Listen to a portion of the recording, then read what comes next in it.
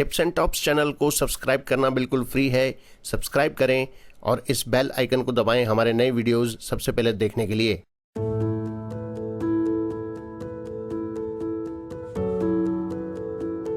स्वामी रामसुखदास जी महाराज को शत शत नमन।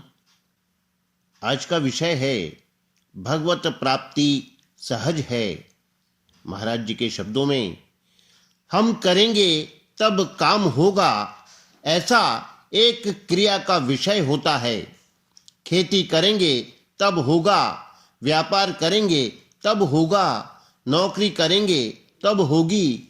इस प्रकार एक धारणा रहती है कि हर एक काम करने से ही होगा। इसी तरह भगवत प्राप्ति भी करने से होगी और भगवत प्राप्ति के लिए जितना समय, बल, बुद्धि लगाएंगे, जितना अभ्यास करेंगे, उतना ही हम भगवान के नजदीक पहुंचेंगे तथा ऐसा करते करते उसे प्राप्त कर लेंगे, ऐसी धारणा रहती है।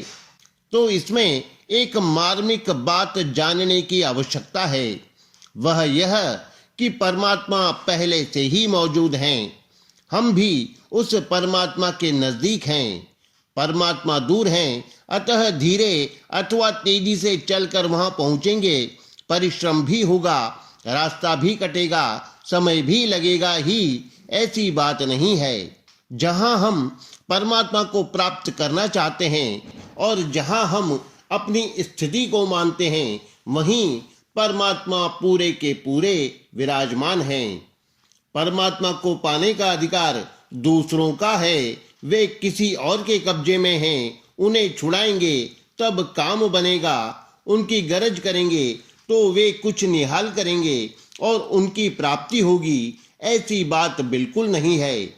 परमात्मा किसी के अधिकार में नहीं है, उन पर किसी का कब्जा नहीं है, वे किसी स्थान पर बंद नहीं हैं, वे किसी ज्ञान आदि से बंधे हुए नहीं हैं, वे बिल्कुल खुले हैं। उन पर हमारा पूरा हक लगता है, क्योंकि हम उन्हीं के अंश हैं।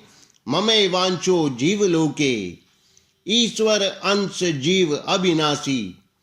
जैसे बालक होता है तो उसे अपनी माँ की गोद में जाने के लिए क्या नया काम करना पड़ता है, क्या अभ्यास करना पड़ता है, क्या उसे शुद्ध होना पड़ता है, क्या उसे विद्वान, बलवान या धनवान बनना पड़ता है? वह तो माँ है, जैसा का तैसा ही माँ के पास जा सकता है। भगवान तो उस माँ से भी विशेष अपने और समीप हैं, कारण कि माँ तो एक जन्म की होती है और भगवान सदा के हमारे हैं। भगवान तो सदा से ही हमारे माता, पिता, भाई, बंधु, संबंधी, कुटुंबी हैं। हमसे नजदीक से नजदीक वस्तु भगवान ही हैं। वे शरीर से भी अधिक नजदीक हैं, क्योंकि शरीर तो परिवर्तनशील होने से हमसे अलग है। शरीर की संसार के साथ एकता है और हमारी भगवान के साथ एकता है।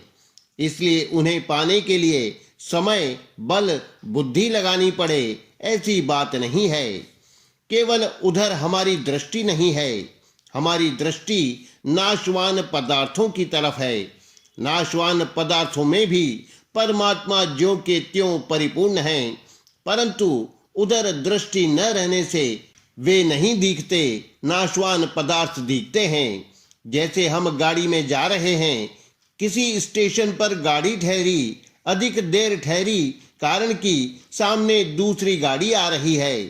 सामने से गाड़ी आई है और दूसरी लाइन में खड़ी हो गई।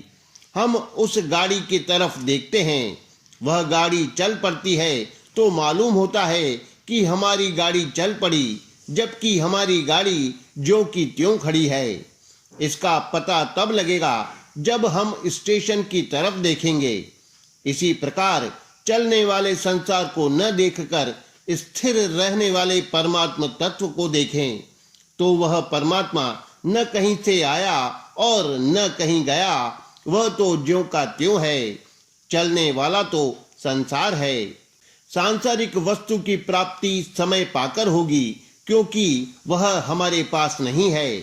अतः उसके पास जाना पड़ेगा या उसे अपने पास लाना पड़ेगा, उसमें परिवर्तन करना पड़ेगा अथवा उसका निर्माण करना पड़ेगा, तब वह वस्तु मिलेगी। संसार के लिए तो यह कायदा है, पर परमात्मा के लिए यह कायदा नहीं है। जो नित्य निरंतर मौजूद हैं उसे ही प्राप्त करना है, पर उधर दृष्टि न रहने से वह दूर दिखता है, उसमें और हमारे में भेद दिखता है। इसका कारण यह है कि नाशवान की तरफ हमारी दृष्टि चली गई।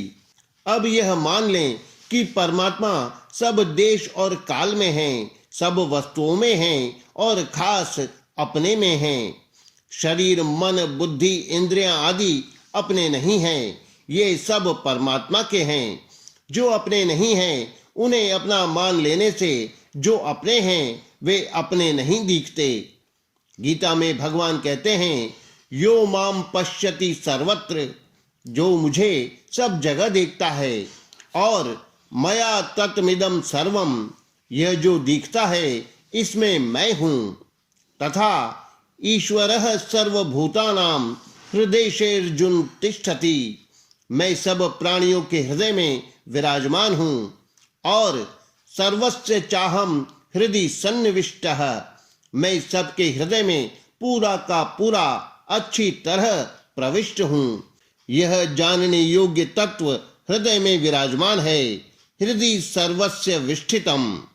ब्राह्मण, क्षत्रिय, वैश्य, शूद्र, स्त्री, पुरुष, पंडित, मूर्ख, पशु, पक्षी, कोई भी क्यों न हो, सब में परमात्मा है। वे परमात्मा सबके हैं और परम सुहृद हैं। सुहृदम सर्वभूतानाम। एक विलक्षण बात है कि वे परमात्मा सबको निरंतर अपनी तरफ खींच रहे हैं, बुला रहे हैं। इसका क्या पता? इसका पता बड़ा प्रत्यक्ष है कि किसी भी परिस्थिति अवस्था में आपको वे टिकने नहीं देते। आप किसी भी समुदाय में रहो, किसी भी वस्तु से संबंध जोड़ो, वह नहीं टिकेगा। किसी के साथ भी भगवान टिकने नहीं देते, क्योंकि तुम इनके साथ ही नहीं हो और वे तुम्हारे साथ ही नहीं हैं। बालकपन छूट जाए तो हम जवानी को पकड़ लेते हैं, जवानी गई तो बुढ़ापे को पकड़ लेते हैं। आप पकड़ते हो और भगवान छुड़ाते हैं, पर भगवान का क्रियात्मक उपदेश है। एक तो कहकर बताया जाता है और एक करके बताया जाता है। तो वे शास्त्रों के, संतों के द्वारा कहते ही हैं और करते यह हैं कि आपको किसी के साथ टिकने नहीं देते। मानो कहते हैं कि मेरी तरफ ही आओ और कहीं मत टिको और किसी को अपना मत मानो, क्योंकि वास्तव में ये तुम्हारे हैं नहीं, मैं तुम्हारा हूँ और तुम मेरे हो।